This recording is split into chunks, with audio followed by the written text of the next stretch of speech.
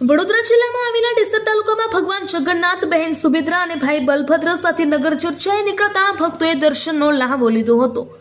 2018ની સાલથી ડેસર ગામમાં રથયાત્રા ભક્તો દ્વારા શરૂ કરાઈ હતી। ચાલુ સાલે ડેસર ગામે 9મી જગન્નાથજીની રથયાત્રાનો સિદ્ધનાથ મહાદેવ મંદિરથી પ્રારંભ કરવામાં આવ્યો હતો। ભગવાન જગન્નાથજી, ભાઈ બલભદ્ર અને બહેન સુભદ્રા સુંદર વાઘા પહેરીને રથમાં બિરાજમાન કરી પૂજા અર્ચના અને આરતી કરવામાં આવી હતી।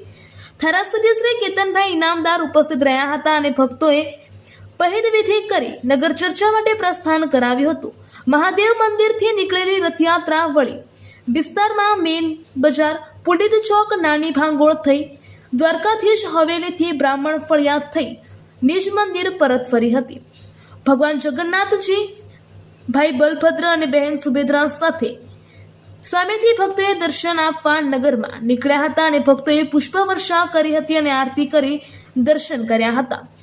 જાંબુ કેરી મગનો પ્રસાદ લઈ ધન્યતા અનુભવી હતી અને ડેસર ગામની ગલીઓમાં જય રણછોડ માખણચોરના જગન્નાથના નાદ ગુંજી ઉઠ્યા હતા। ડેસર પીએસઆઈ ગઢવી સાહેબ અને પોલીસ સ્ટાફ સતત ફૂડ પેટ્રોલિંગ હાથ ધર્યું હતું। આજે પણ ખડેપગે હાજર રહી ચુસ્ત બંદોબસ્ત ગોઠવાયો હતો। રિપોર્ટર ચિરાગ ત્રિવેદી, ડેસર। આજે અષાઢી બીજ આપણા સૌના માટે આજનો દિવસ ખૂબ પવિત્ર દિવસ છે। અષાઢી બીજના દિવસે ભગવાન ને ભગવાનનો પરિવાર, ભગવાન જાતે એમના મોટાભાઈ બળદેવજી અને બહેન સુભદ્રા જ્યારે નગરની યાત્રા કરવા નીકળ્યા ત્યારે ત્યાં અષાઢી બીજ ઉજવાય છે।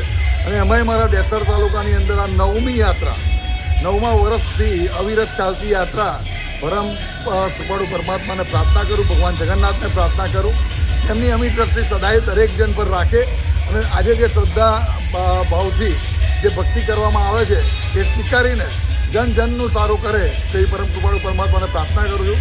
ફરી એક વખત અષાઢી બીજની દરેક જનને દિલથી, હૃદયથી શુભેચ્છાઓ આપું છું।